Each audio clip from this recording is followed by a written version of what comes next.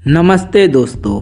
College life बस एक मस्ती और यादों का नाम है, लेकिन क्या हो वही कॉलेज एक ऐसी घटने का गवाह बन जाए जिसे सुनकर रूह कांप जाए। तो आज की इस वीडियो में मैं आप लोग को अहमदाबाद कॉलेज के ऊपर एक ऐसी सच्ची घटना बताने वाला हूं। तो स्वागत है आपको मेरे चैनल पे। अगर आप लोग ऐसे ही हॉरर कहानी सुनना चाहते हैं तो मेरे चैनल को सब्सक्राइब कर लें और ये वीडियो को लाइक कर दें ताकि ऐसी कहानी आप लोग के पास पहुंचती रहे। तो आइए कहानी को बिना देर किए शुरू किया जाए। अहमदाबाद कॉलेज, कमरा नंबर 203 का खौफनाक राज। अहमदाबाद की वह पुरानी इमारत आज भी वैसे ही खड़ी है। धूल से सनी खिड़कियां और दीवालों पे वही गंदी काई। लोग कहते हैं वह बस एक कॉलेज नहीं, वह एक ऐसी यादों का कब्रिस्तान है जिसे भुलाया न जा सका हो। वह मनहूस रात, परीक्षा का दौर था।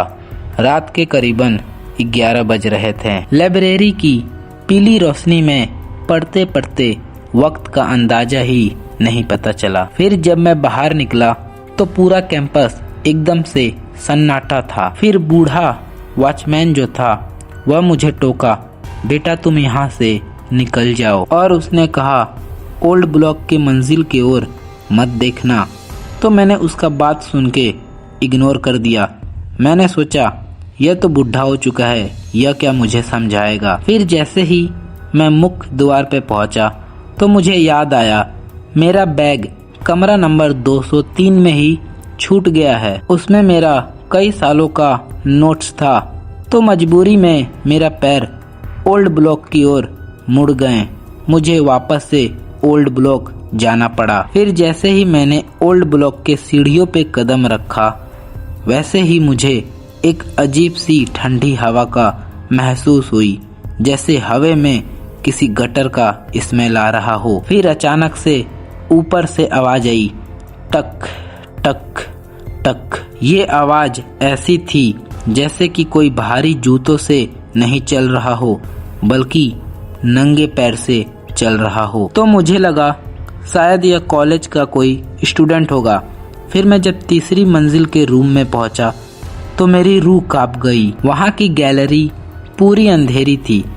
बस वहां पे एक हल्की सी पीली रोशनी वाली बल्ब जल रही थी जो 2-3 सेकंड में बंद चालू हो रही थी। कमरा नंबर 203 का मंजर, वहां पे हवा का एक झोंका भी नहीं था। फिर भी कमरा नंबर 203 का भारी सा दरवाजा जो था वह अपने आप हवा से हिल रहा था। फिर मैंने बहुत हिम्मत जुटाई और वह कमरे के अंदर मैंने कदम रखा और मेरा बैग एक कुर्सी पे पड़ा था, लेकिन उसके चारों ओर फर्श पे कुछ अजीब तरीके से चमक रहा था। फिर मैं अपना जेब से फोन निकाला और उसकी फ्लैश लाइट ऑन किया तो मैंने देखा वह कमरे में किसी गीले पैर के निशान थे। वह निशान किसी इंसान के पैरों के नहीं लग रहे थे बल्कि एक ऐसे चीज के लग रहे थे जिसके अंदर से एक सड़ा हुआ मांस का गंध आ रहा था। सबसे डरावनी बात तो यह थी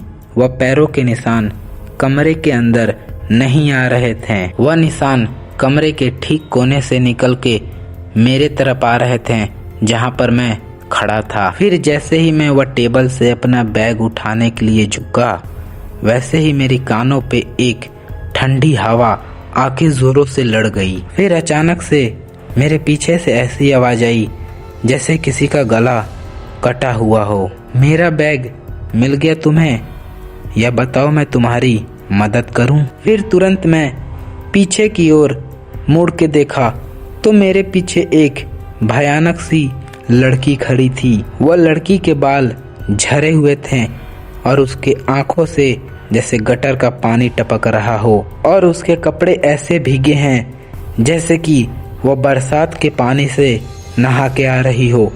खास बात तो यह था यहाँ पे गर्मी के मौसम में बरसात कैसे होने लगा। फिर यह सब देख के मैं हाँफते हुए नीचे की ओर भागा।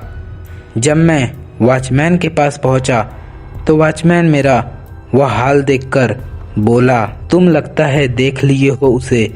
10 साल पहले 203 नंबर कमरे में एक लड़की फांसी लगा के मर गई थी और पुलिस को वो लड़की का बैग आज तक नहीं मिला पिछले 10 सालों से। और जो लड़का उसका बैग छू लेता है वह आत्मा उसे अपना समझ के अपने साथ लेके जाती है। आज भी जब अहमदाबाद में बारिश होता है तो मुझे वही घटना का याद आता है कि जैसे कि मेरे छत के ऊपर कोई नंगे पैरों से चल रहा है, या शायद वह आज भी वह बैग को ढूंढ रही है या मुझे। तो यह कहानी आप लोग को कैसा लगा आप लोग कमेंट में बताइए, अगर मेरा वीडियो आप लोग अंत तक देखें।